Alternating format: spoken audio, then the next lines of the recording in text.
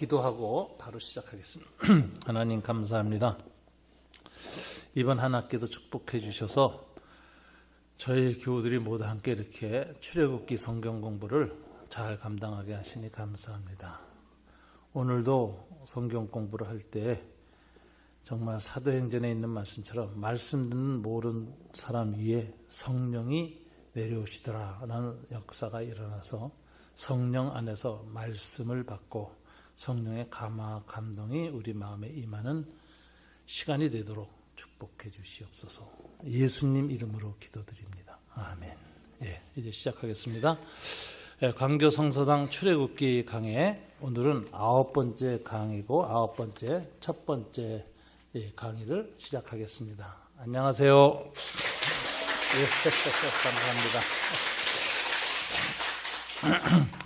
감사합니다. 늘 이렇게 짜고 박수 치는 거지만 박수 받으면 굉장히 기분이 좋네요. 오늘은 이제 이 강의가 이제 셋으로 진행되어지는데 한 30분씩 신해산 언약갱신 사건이 33장 중심으로 해서 보고요.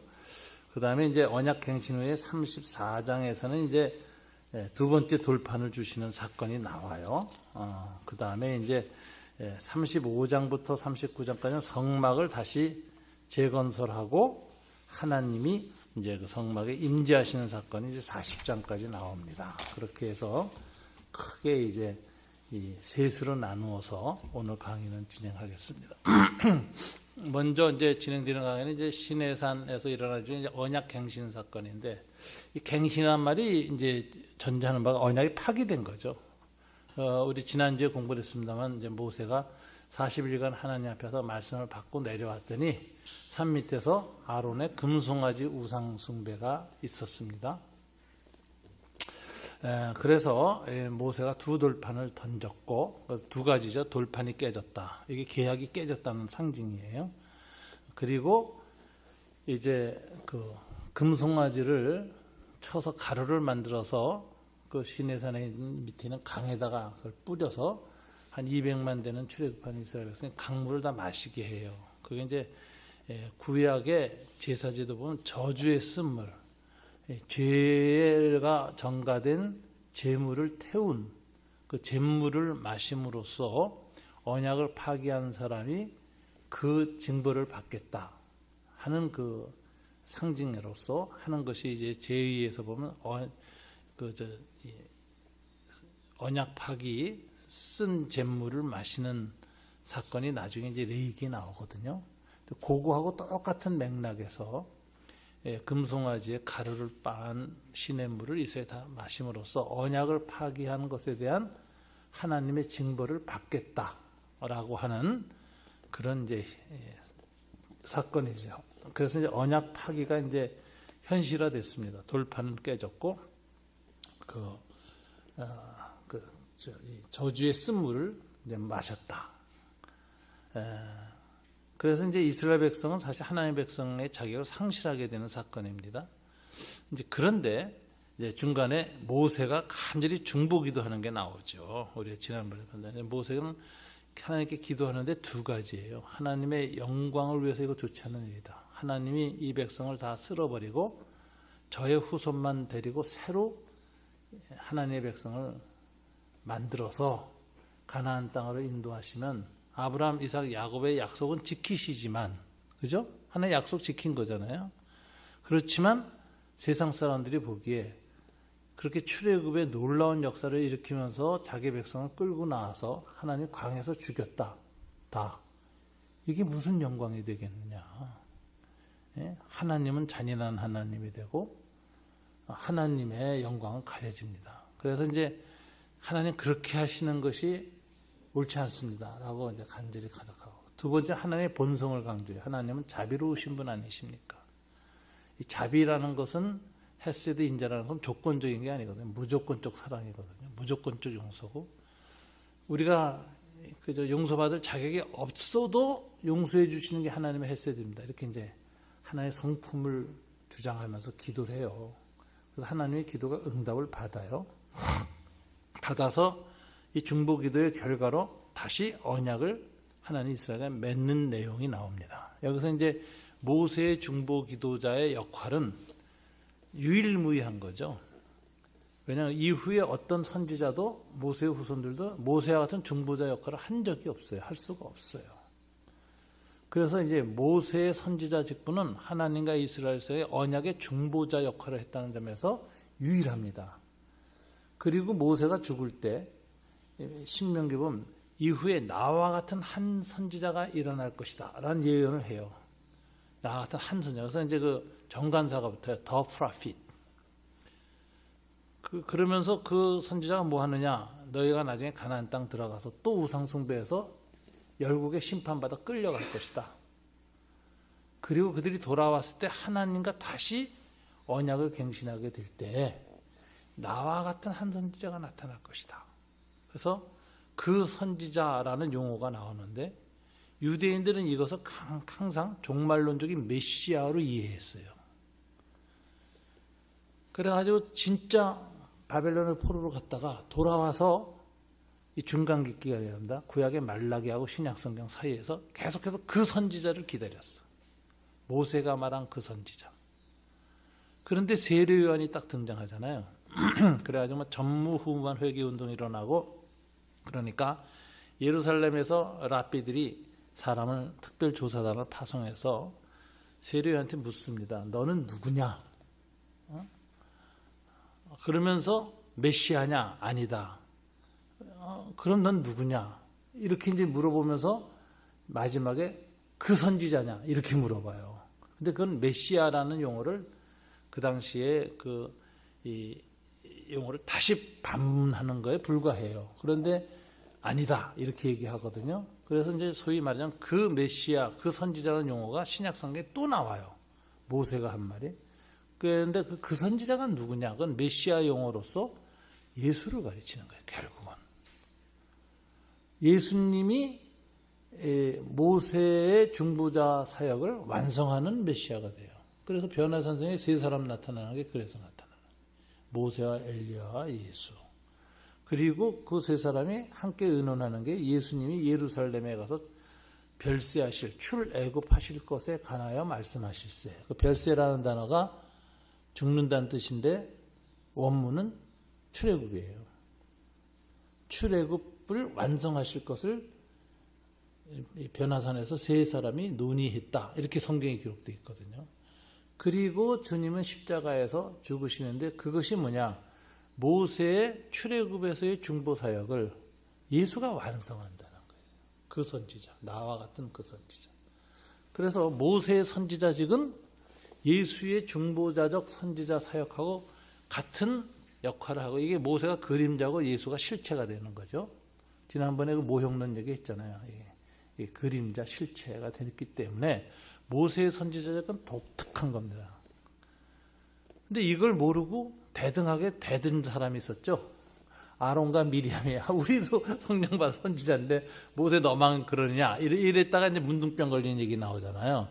그런 것이 고배경이에요. 모세의 선지자직은 구속사에서 아주 독특한 위치를 갖고 있고 예수 그리스도의 그림자 역할을 하는 것이다. 그래서 이후에 어떤 선지자도 모세와 동등한 반열에 쓸 수 없고 오히려 예수님만이 그 그림자와 모형 관계에 서 있다. 이렇게 해서 모세의 선지자직의 독특함인데 모세의 이 선지자적 사역으로 인해서 언약이 다시 체결됩니다.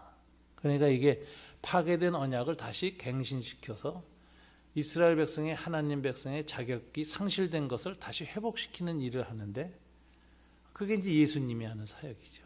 그렇게 해서 이제 이 언약 갱신에 있어서의 모세의 역할과 예수 그리스도의 역할을 우리가 이렇게 딱 이해할 수가 있습니다. 자, 출애굽기 33장 3절 보면 이제 언약 갱신할 때 제일 먼저 하나님이 이제 얘기하시는 것이 이스라엘 백성과 함께 가지 않겠다. 이렇게 얘기를 합니다. 자, 33장 1절, 2절, 3절, 4절, 5절인데 한번 교독해 볼까요? 제가 1절을 읽고 조금 본문을 좀 크게 키워줘 봐 주시죠. 안 되나? 예, 제가 읽겠습니다. 여호와께서 모세에게 이르시되 너는 내가 애굽 땅에서 인도해낸 백성과 함께 여기를 떠나서 내가 아브라함과 이삭과 야곱에게 맹세하여 네 자손에게 주기로 한 그 땅으로 올라가라. 가나안으로 올라가라 명령합니다. 내가 내 사자를 너보다 앞서 보내어 가나안 사람과 아모리 사람과 헷 사람과 브리스 사람과 히윗 사람과 여부수 사람을 쫓아내고 내가 너희를 적과 꿀이 흐르는 땅에 이르게 하려니와 해놓고 이제 문제가 뭐냐? 나는 너희와 함께 올라가지 아니하리니 약속은 지키겠다. 가나안 땅까지 다 인도해주고 여호와의 사자를 보내서 다 보호해주겠다. 그러나 나는 함께 가지 않겠다. 왜? 너희는 목이 곧은 백성인즉 내가 길에서 너희를 진멸할까 염려함이니라. 지금 언약 파기한 것처럼 똑같은 일을 또 벌려서 너희가 진멸당할까 염려되니 나는 함께 안 가겠다. 백성이 이 준엄한 말씀을 듣고 슬퍼하여 한 사람도 자기의 몸을 단장하지 아니하니 여호와께서 모세에게 이르시되 이스라엘 자손에게 이르라 너희는 목이 곧은 백성인즉 내가 한순간이라도 너희 가운데 이르면 너희를 진멸하리니 너희는 장신구를 떼어내라 그리하면 내가 너에게 어떻게 할 것인가 정하겠노라 하셨습니다. 이렇게 해서 이 본문은 뭐냐면은 언약 갱신을 회복되기 전에 언약이 파괴된 상태에서 하나님이 뭘 선언하느냐? 임마누엘을 거부하세요. 자기 백성과 함께 임재하겠다는 거부하시는 거예요. 이제 이 하나님의 부재 사건이라고 그래요. 이걸 하나님의 부재는 이 하나님이 임재하지 않는다는 건 뭐냐면 약속은 지켜서 가나안 땅으로까지는 보내지만 계속 너희를 다스리지 않겠다. 내가 너희의 왕이 되고 너희를 내 백성으로 삼는 이 언약 백성으로의 특권은 사라진다. 이게예요. 그러니까 이건 굉장한 위험한 일이죠. 그래서 이제 모세는 하나님께 이제 33장 12절부터 16절까지 제가 좀 읽겠습니다. 언약 갱신과 하나님 함께 가기를 아주 간절히 부르짖습니다. 33장 12절입니다. 모세가 여호와께 아뢰되 보시옵소서 주께서 내게 이 백성을 인도해 올라가라 하시면서 나와 함께 보낼 자를 내가 지시하지 아니하시나이다. 주께서 전에 말씀하시기를 나는 이름으로도 너를 알고 너도 내 앞에 은총을 입었다 하셨사온즉 내가 참으로 주의 목전에 은총을 입었사오면 원하건대 주의 길을 내게 보이사 내게 주를 알리시고 나로 주의 목전에 은총을 입게 하시며 이 백성을 주의 백성으로 여기소서. 주의 백성으로 여겨달라고 다시 언약을 체결해달라고 강건하죠. 그러자 이 하나님의 부재가 이제 취소됩니다. 14절 이 기도의 응답으로 여호와께서 이르시되 내가 친히 가리라 내가 나를 쉬게 하리라. 하나님이 함께 가겠다고 임마누엘을 약속하십니다. 모세가 여호와께 아뢰되 주께서 친히 가지 아니하시려거든 우리를 이곳에서 올려보내지 마옵소서. 나와 주의 백성이 주의 목전에 은총을 입은 줄은 무엇으로 알리이까? 하나입니다. 주께서 우리와 함께 행하심으로 임마누엘 하심으로 나와 주의 백성을 천하 만민 중에 구별하심이 아니시나이까. 하나님의 임재, 우리와 함께해서 우리를 직접 다스리시는 것만이 언약 백성의 특성인데 그걸 하셔야 됩니다. 그래서 하나님이 없이 이곳에서 올려보내지 마십시오. 이게 이제 뭐냐면 하나님 없는 생존 의미가 없다. 하나님 없는 가나안, 하나님 없이 가나안 땅으로 인도해서 들여가도 그 무슨 의미가 있느냐? 하나님 없는 번영, 하나님 없는 안정, 하나님이 없는 농사의 풍요 무슨 의미가 있느냐? 이제 이렇게 얘기를 해요. 그래서 하나님이 없으면 우리가 구별되지 않는다. 그냥 이 땅에서 먹고 살고 하는 거지. 무슨 의미가 있느냐? 이렇게 이제 기도를 하니까 이게 하나님의 감동을 받은 거예요. 하나님이 내가 친히 가리라 해서 다시 임재를 허락하십니다. 자, 그래서 여기서 이제 우리 예수님의 기도도 나와요. 예수님 기도 중에 기도가 뭐죠? 너희는 먼저 하나님의 나라와 그 의를 구하라. 하나님의 나라, 다스림을 구하라. 임재하셔서 우리를 친히 다스리는 것을 하나님의 통치를 받는 백성이 되는 걸 가장 중요하게 여기고 그것을 구하라. 그리고 난 다음에 먹는 것, 입는 것, 이 모든 것들이 더하여져야지 하나님의 다스림이 없이 먹는 것, 입는 것 더해지는 게 무슨 의미가 있는가. 이게 예수님인데 이 모세의 기도하고 똑같은 거예요. 요거하고 반대된 게 뭐죠? 아론의 금송아지 숭배지. 하나님이 있긴 있는데 하나님을 향한 상징이 뭐였죠? 여호와 이름을 부르면서 뭘 구한 거죠? 풍요를 구한 거죠. 이 금송아지는 애굽의 농사신이거든요. 황소신. 풍요와 번영만 구하지 하나님의 이름은 하지만 하나님 나라의 가치는 안 구하고 풍요를 먼저 구했어요. 이게 이제 뒤집어진 거죠. 그런데 이건 이제 예수님도 교정을 하셨고 모세도 바로 오늘 기도가 똑같아요. 그래서 하나님의 응답을 받습니다. 그래서 우리는 항상 먼저 그의 나라 그의 의를 구하라. 이거 항상 마음에 새기고 기도하셔야 됩니다. 저는 우리 집 가훈처럼 가정 예배 드릴 때마다 우리 아이들을 놓고 하는 얘기가 먼저 그의 나라와 그의 의를 구하라. 항상 얘기를 해요.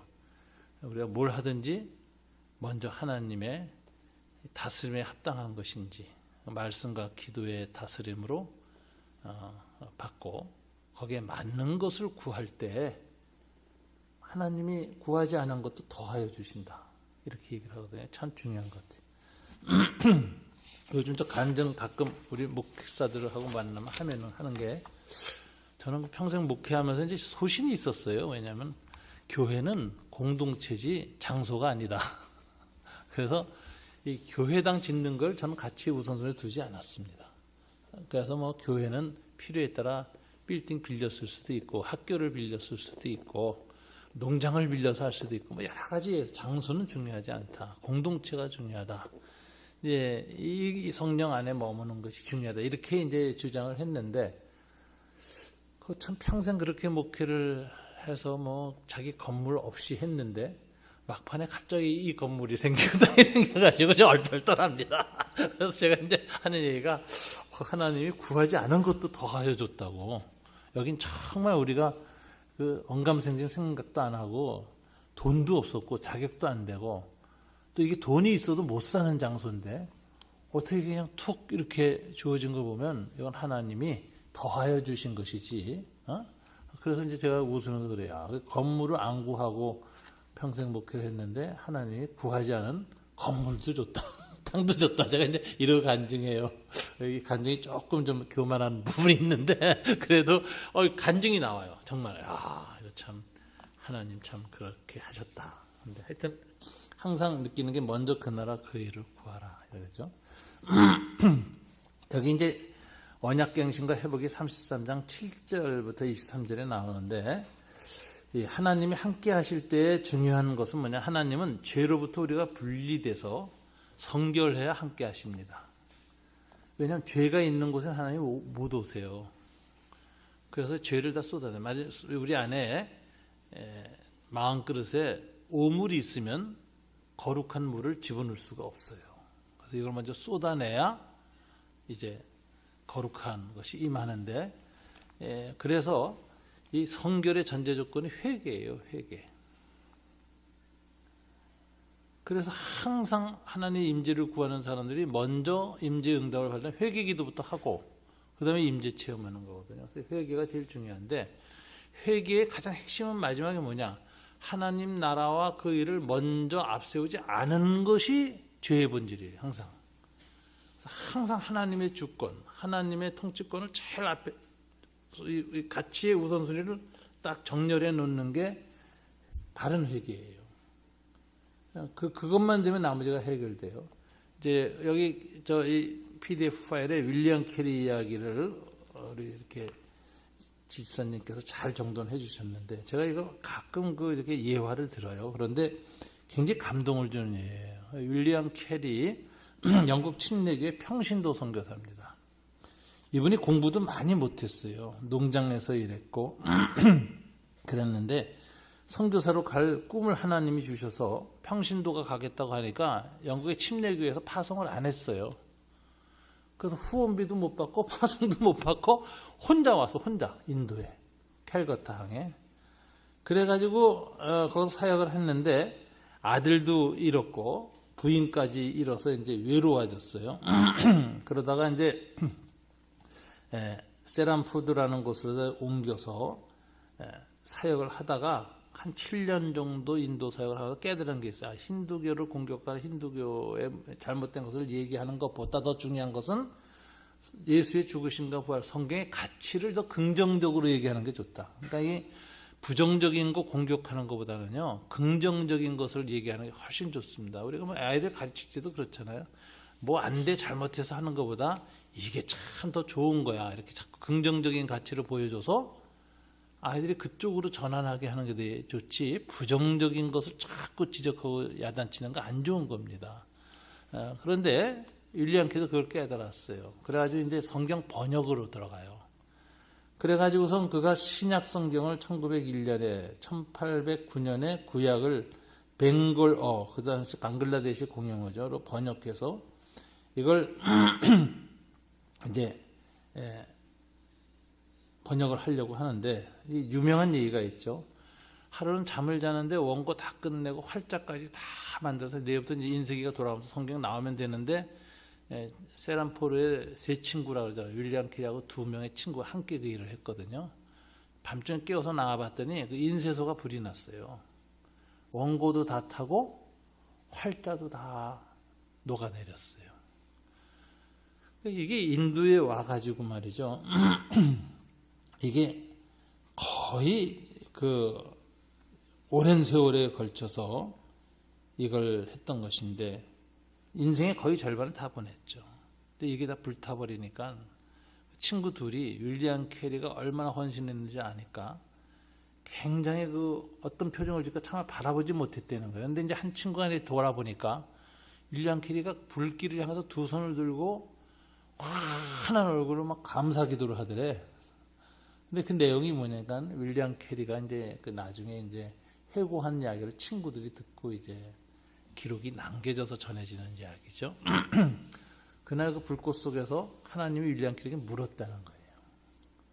윌리엄 캐리, 너는 이 원고와 이 인쇄기를 의지해서 인도 선교를 하러 왔느냐? 아니면 여전히 나를 의지하는가?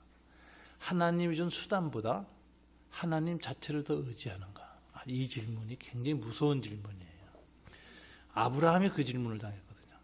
내가 내게 준 이삭을 의지해서 하나님 나라가 온다고 믿느냐? 이삭이 죽어도 여전히 너는 하나님이 내 후손을 하늘의 별 바닷가의 모래처럼 이루어지는 언약을 이루어질 것을 믿느냐? 수단과 하나님 사이에서 잘못하면 하나님이 주신 도구나 수단이나 길이 하나님하고 동등한 가치가 되면 더 높아질 수가 있어요. 인간은. 이 수단의 우상이라는 거거든요. 그게 아주 은혜로운 것이 하나님이 주신 거라더라도.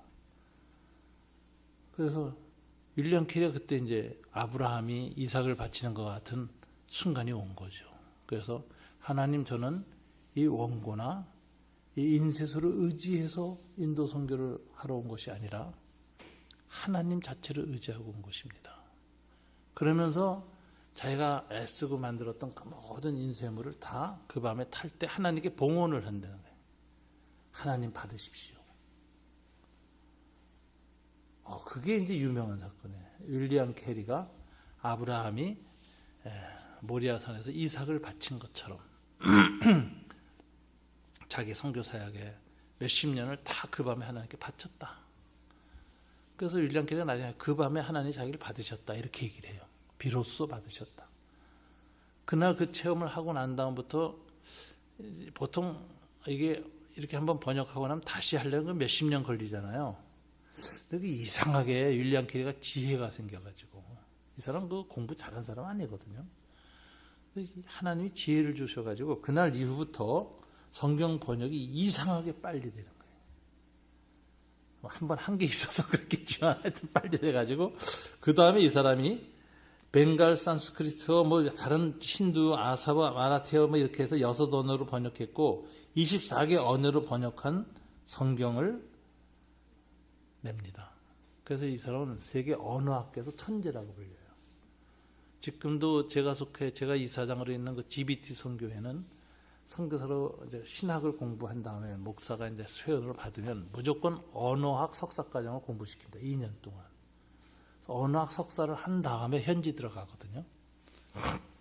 들어가서 이제 언어를 만드는 것부터 시작해요.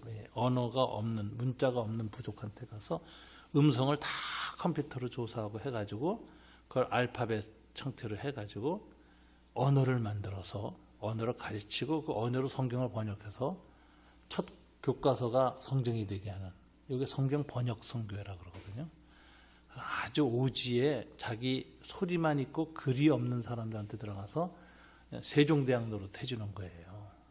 이거 하는 번역 선교사 회에 이제 제가 이제 이사장인데 그래서 이제 저희 선교단체에는 언어학 연구소가 부설로 돼 있어요. 세계적인 기관이 WBT라서 Weekly Bible Translation은 세계적인 선교단체가 세운 연구소예요. 그게 한국에 있는데 이제 우리 선교사들은 다 거기 보내서 언어학을 공부하고 석사를 한 다음에 이제 현지 들어가거든요. 그리고 들어가서 이제 번역하고 이러다 보면 이제 언어학에 대한 눈이 떠서 이제 언어학 박사 하겠다고. 그래서 이제 또 그 연구소에 또 교수가 되고 이제 이런 식으로 재생산 구조가 나오는데 그 선교사들이 하는 말이 윌리엄 킬은 천재다. 한 사람이 평생 걸려서 한 민족 언어 바꾸기도 어려운데 오늘 컴퓨터가 가지고 해도 그런데 이건 천재다. 이제 다 그래요. 그리고 이제 캘커타 윌리엄 캐리 대학이라는 대학도 생겨져 있어요, 지금. 근데 이제 그건 후대에 사는 말이고 윌리엄 캐리는 그래요. 그날 밤에 하나님이 내게 더하여 주셨다. 그래서 천재가 돼요. 그래서 놀라운 역사죠. 그래서 이게 우리가 인생을 살 때 내가 애쓰고 노력한 것만 얻어도 하나님의 축복이에요. 그런데 더하여 주심을 얻는 건 더 큰 축복이에요. 더하여 주심은 애쓰고 노력한 것으로 오는 게 아니라 하나님의 나라와 그를 먼저 구할 때에만 더 주시는 거예요. 그래서 이 봉급보다 보너스가 많은 회사 좋은 회사죠. 그렇잖아요? 그런 것처럼 하나님 나라가 그렇습니다. 그래서 이게 내가 노력한 것 외에 하나님 앞에 우선순위가 분명히 돼서 하나님이 더하여 주시는 삶을 사는 게 축복입니다. 그래서 이제 빡빡하게 살지 마시고 더하여 주심으로 사세요. 사람이 율법주의자가 되는 이유가 빡빡하게 살아서 그래요. 내가 콩 심은 데 콩 나고 팥 심은 데 파나 내가 노력한 것만큼만 거둔다. 그거 맞아요. 좋은 거예요. 그것만 거둬도 좋은 일이에요. 근데 그렇게만 산 사람은 여유가 없어요. 원칙주의자고 바리새인이고 완벽주의자고 그래서 은혜가 없어요. 여유도 없고 넉넉하지도 않고 남을 용서할 줄도 잘 몰라요. 실수하면 무섭게 야단치죠. 자기 원칙이 정확하니까. 그런데 그 이상의 삶을 살아봐야 돼요. 노력한 것보다 더하여 주신 하나님의 은혜를 체험하면 노력 중요한데 플러스 알파가 더 중요하다. 이게 은혜죠. 은혜의 법칙을 알면은 율법주의를 벗어납니다. 그게 참 인생 사는 지혜인 것 같아요. 더하여 주시는 삶, 더함이 있는 삶, 굉장히 좋은 그 주제예요. 누가 교회 개척할 때 더함 교회라고 하면 아주 좋을 것 같아요. 그게 중요한 겁니다. 자, 언약 갱신과 회복이 33장 7절부터 이제 23절까지 이어지는데 자, 언약이 파기됐을 때 무슨 일이 생겼느냐? 장막이 이스라엘 12진영 안에 있었던 놈이 그 안에 짓도록 했는데 이게 바깥으로 나가요. 하나의 떠남의 상징이에요. 그래서 33장 7절 읽겠습니다. 모세가 항상 장막을 취하여 진 밖에 쳐서 진과 멀리 떠나게 하고 회막이라 이름하니 여호와를 앙망하는 자는 다 진 바깥 회막으로 나아가며 하나님을 만나는 장소가 이스라엘 가운데에서 떠나요. 이게 하나님 부재의 상태예요. 언약이 파괴된 상태. 근데 나중에 언약이 다시 임하면 성취되면 어떻게 되느냐? 이 회막이 다시 이스라엘 진영 가운데 들어와요. 이거 의미하는 바가 하나님이 이스라엘 백성 가운데 왕적 임재를 하셔서 통치를 시작하신다라는 뜻이에요. 하나님 나라가 회복되는 거죠. 통치권이. 그게 이제 마지막에 나와요. 그러니까 이 회막과 성막이란 말인데 회막이란 말은 성막하고는 달리 이스라엘이 범죄하여서 하나님의 임재가 떠나고 부재의 상태에서 하나님을 만날 수 있는 장소로 기능만 해요. 그렇지 하나님의 통치 기능은 없어져요. 제사장적 기능만 하지. 제의적 기능만 해요. 그러다가 다시 언약이 회복되어지면 하나님이 이스라엘 백성이 같이 머물러서 성막 타버나클이 되어가지고 이스라엘을 통치하신다. 이게 성막이 진 바깥으로 나갔다가 들어오는 사건이에요. 그래서 이 부분을 요거 아주 명료하게 봐야 됩니다. 저는 참 이런 거 강의할 때마다 한 가지 감사한 게 있는데, 제가 그 신학교 다닐 때 윤영탁 교수님이 이제 제 선생님이셨어요. 저하고 좀 특별한 관계예요. 그분이 히브리 대학에서 박사학위를 했는데 얼마나 꼬장꼬장한 분인지 아주 무서운 분이에요. 율법주의자하고 비슷해요. 그래가지고 그분한테 잘못 보여서 그 필수 과목을 점수를 못 받아서 합신을 10년째에도 졸업 못한 분이 있어요. 그런 정도로 무서운 분이에요. 아주 무서운 분. 그래서 그분 공부할 때나 그분 수업 때는 졸지도 않아요, 다들. 찍히면은 졸업 못한다 이런 생각에서 아주 무서운 랍비 그런 분인데, 이분이 저를 좀 잘 봐가지고 사실은 그분이 이제 저를 이제 영광교회 대학부 전도사로 이렇게 추천도 해서 제가 이제 협신 들어가자마자 이제 전도사도 할 수 있게 이렇게 해주신 분인데, 그분이 구약신학 논문집이라는 거 13권인가 14권을 냈거든요.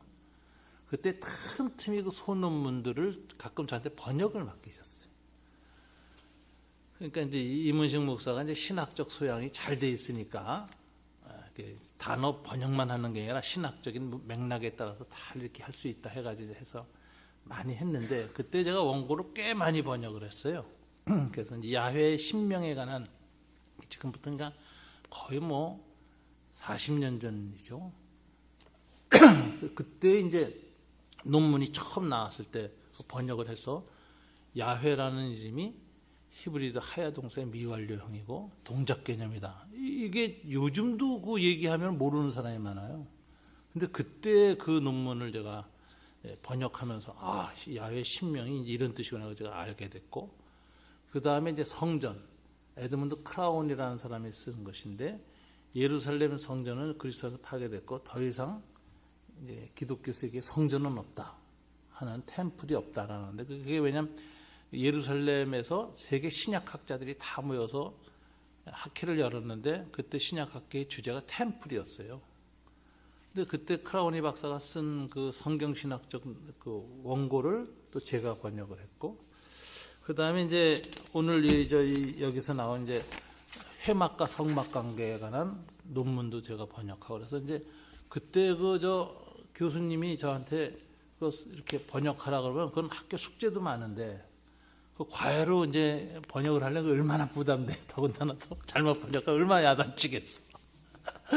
쩔쩔매면서 이제 조심스럽게 번역을 했는데, 그때 그 번역들을 논문들 한 10편 이상 한 게 굉장히 도움이 됐어요. 제가 구약 신학의 아주 중요한 논문들을 이제 깨닫게 됐는데, 여기 성막과 회막의 관계도 이렇게 나갈 서 있을 때가 회막이고 제의적 기능만 하고 통치 기능 안 할 때, 이제 주님 왕으로, 제사장이 아니라 왕으로 들어오셔서 통치할 때 성막이라고 하는, 그래서 성막 성전은 하나님의 왕궁이다. 이 개념을 아주 명확히 한 건 그때 그 논문 번역하면서 이게 달려온 거로구나. 그렇게 해서 여기 성막과 회막을 이렇게 구분하셔야 됩니다. 자, 하나님의 임재가 이제 나타나는데, 그 출애굽기 33장 17절부터 34장 9절까지 보면은 하나님께서 영광을 드러내시는 것입니다. 33장 18절, 모세가 이르되 원하건대 주의 영광을 보이소서 했더니 여호와께서 이르시되 19절, 내가 내 모든 선한 것을 네 앞으로 지나가게 하고 여호와의 이름을 네 앞에서 선포하고 나는 은혜를 베풀 자에게 은혜를 베푸고 긍휼히 여길 자에게 긍휼을 베푸노라. 여호와의 이름을 선포하면서 하나님의 본질을 긍휼로 얘기했어야 돼. 그리고 내가 내 얼굴을 보지 못하리니 나를 보고 살 자가 없어요. 하나님의 거룩을 타락한 인간이 바라보면 죽어요. 즉시 죄 때문에. 여호와께서 또 이르시기를 내 곁에 한 장소가 있으니 너는 그 반석 위에 서라. 내 영광이 지나갈 때 내가 너를 반석 틈에 두고 내가 지나도록 내 손으로 너를 덮었다가 손을 거두리니 네가 내 등을 볼 것이요 내 얼굴은 보지 못하리라서, 이 반석 틈에 두고 손으로 덮어서 등만 보여준 것이 하나님의 은혜죠. 모세를 죽지 않게 하시려는. 그렇게 해서 하나님을 인격적으로 임재를 체험하게 하시고, 그리고 또다시 돌판 둘을 34장 4절에 가보면 처음 것과 같이 깎아 만들고 두 돌판을 손에 들고 여호와의 시내산에 올라가니 주님이 임재하시면서 또다시 34장 6절에 보면 여호와께서 그의 앞으로 지나시며 선포하시되 여호와라 여호와라 자비롭고 은혜롭고 노도하시기를 더디하고 인자와 진실이 많은 하나님이다. 인자를 천대까지 베풀고 악과 가실과 죄를 용서하리라. 그러나 벌을 이렇게 인자함으로 해서 사면이 되지 않고는 아버지의 악행이 사면받지 못한 사람들은 자손들에게까지 보응이 된다. 이렇게 얘기를 해요. 그래서 하나님의 임재를 체험할 때 가장 중요한 것이 뭐냐면 사죄의 은총을 누리는 거예요. 죄를 사해 주시는 은총을 누리는 게 제일 중요한 거예요. 하나님의 인자가 가장 언제 나타나냐? 죄를 용서해 주는 것으로 나타나요. 그럼 하나님의 인자와 자비가 가장 많이 나타난 사건은 예수의 십자가 사건이야. 거기서 온 인류의 죄를 용서하신 거예요. 이게 이제 소위 이제 하나님의 임재 사건인데 이 임재를 할 때 이제 모세를 이렇게 손으로 가려서 보여줬는데 재미난 사실은 이 사건을 통해서 이 하나님의 언약 갱신을 이제 재계약하신 겁니다. 그래서 갱신을 하는 거예요. 하나님의 임재 가운데서 이제 언약 갱신이 이제 일어났는데 이것이 이제 모세와 엘리야 예수가 그 변화산에서 나타났다 할 때 모든 사람들이 언약 관점에서 그 사건을 해석합니다. 변화산 사건. 그럼 모세는 뭐냐면 언약을 재계약한 갱신한 당사자죠. 그래서 이스라엘 백성이 죄 가운데서 죄가 용서받고 언약을 갱신해서 다시 하나님의 백성이 된 것이 모세예요. 그다음에 엘리야라는 사람이 있는데 엘리야도 아합 시대에 40일간 거쳐서 시내산으로 가가지고 호렙산 반석 틈에 서는데 굴에 섰다 그래요. 수평굴이에요. 섰는데 이게 이제 독일 신학자들 같은 경우는 이 모세가 섰던 그 반석 틈하고 엘리야가 섰던 수평굴이 같은 장소라고 다 이렇게 주석가들이 주석을 합니다. 근데 바로 모세가 하나님과 언약 갱신 의식을 맞았고 하나님 임재를 체험했던 그 장소에 엘리야가 서서 뭐라고 얘기하느냐? 열왕기상에 보면은 이스라엘 백성이 언약을 파괴했다는 걸 고발해요, 하나님께. 그러니까 이제 이게 선지자가 모세는 언약이 파괴되는 걸 갱신하는 선지자고 엘리야는 이스라엘 백성이 그 갱신된 언약을 또 파괴했다고 고발하는 역할을 해요. 그런데 예수님이 나타나죠. 그런데 이 변화산상에 그 두 사람이 나타나서 동시에 뭐라고 하죠? 예수가 예루살렘에서 출애굽을 완성하셔야 될 것을 이야기하실세 이렇게 돼 있잖아요. 그러면은 모세의 언약갱신이나 엘리야의 언약 파기를 회복할 분이 누구냐? 완전히 예수라고 해요. 그래서 예수님은 새 언약의 중보자가 돼요. 그래서 예수님이 성찬식에서 너희를 위하여 붓는 언약의 피니 이런 말을 하잖아요. 언약이라는 용어를 주님이 사용하세요. 그래서 예수님이 언약의 중보자로서 완성했는데 모세와 엘리야 사역을 다 완성하는 일이 예수고 그것이 십자가 위에서 이루어져서 진정한 출애굽이 성취되었다. 온 인류가 죄로부터 구원받는 일이 드디어 완성됐다. 이게 변화산 사건이에요. 그래서 변화산 사건도 언약의 관점으로 해석하면 정확하게 해석이 됩니다. 자, 오늘 첫 번째 강의는 이제 여기서 언약 갱신까지 했고 이 갱신 이야기가 결국은 예수 그리스도의 십자가 갈보리산의 새 언약으로 완성됐다 하는 것을 마음에 정돈해 주시면 요 사건 언약 파기, 언약 갱신 사건을 온전히 이해할 수 있습니다. 잠깐 쉬겠습니다.